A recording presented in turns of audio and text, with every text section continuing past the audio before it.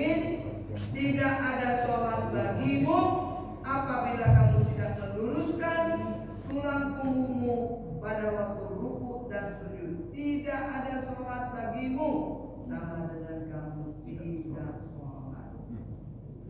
Dan Muslim 449 Aisyah jelaskan, Rasulullah tidak akan sujud sebelum berdiri lurus sampai tulang belulang kembali ke tempatnya. Nah ini dia, karena lama tenang tulang punggung ini renggang, maka samiallahu liman hamidah, kita bisa rasakan tulang punggung kembali ke tempatnya. Aisyah bilang tidak pernah sujud sebelum betul-betul berdiri tegak lurus dan tulang belulang kembali ke tempatnya. Kembalinya tulang ke tempatnya ini sunnah.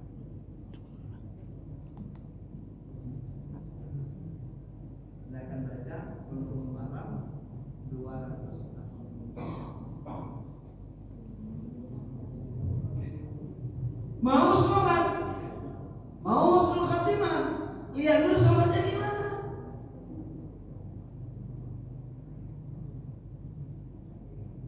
Ini harus diperhatikan, ya.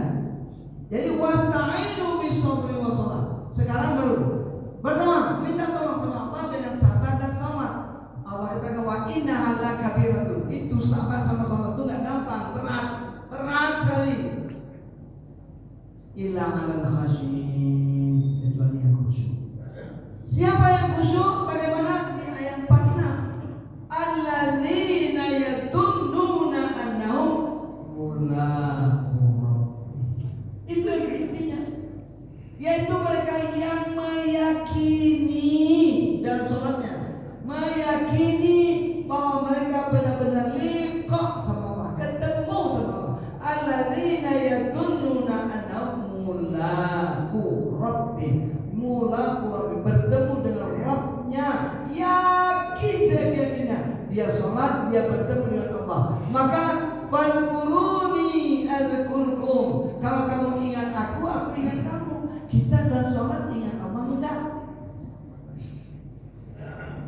Atau ingat kunci yang hilang? Atau ingat nih setelah ini makan apa ya? Tadi lagi sholat ingat nggak? Jadi pagi ini sarapannya apa ya? Nah, ingatnya kemana-mana.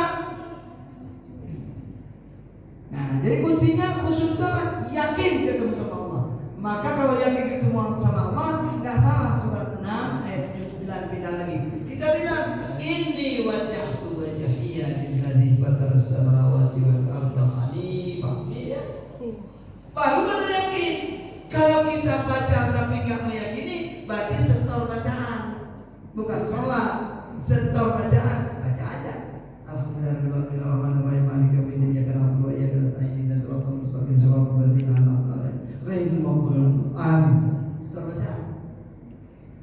Tapi meyakini sama Allah seperti seorang bawahan datang menghadap pos pimpinan, laporan, Pak, hari ini pekerjaan yang akan dikerjakan, satu agendanya mengunjungi A, dua peresmian B, tiga rapat B, disebutkan dengan pelan-pelan.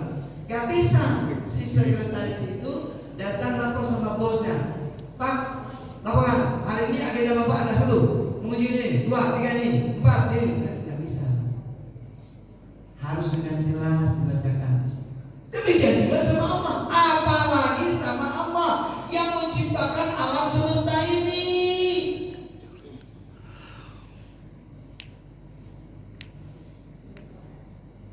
Ya kan?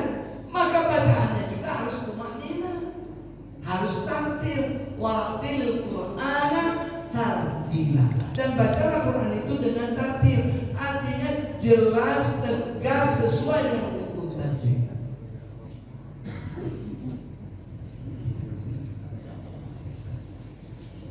Wasta'inu bis-sabri was-salah. Nah, maka ketika kita katakan ini wajhtu wajhi, aku hadapkan ya Allah. Ya Allah, hamba berdiri di hadapan Engkau. Aku menghadap Engkau ya Allah dari seluruh tubuhku, seluruh jiwa ragaku, bukan hanya wajah. Kalau wajah saja menghadap Allah, nanti kalau kita terjemahkan aku hadapkan wajahku pada Engkau ya Allah yang menciptakan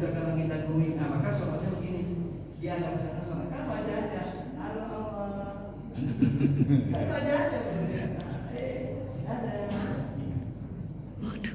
Tidak begitu, tapi aku hadapkan diriku, wajahku, jiwaku, semuanya datang ke Allah. Maka laporannya pun tumanina. Alhamdulillahirabbil alamin. Ar-Rahmanir Rahim. Maliki yaumiddin. Harus dibaca nih.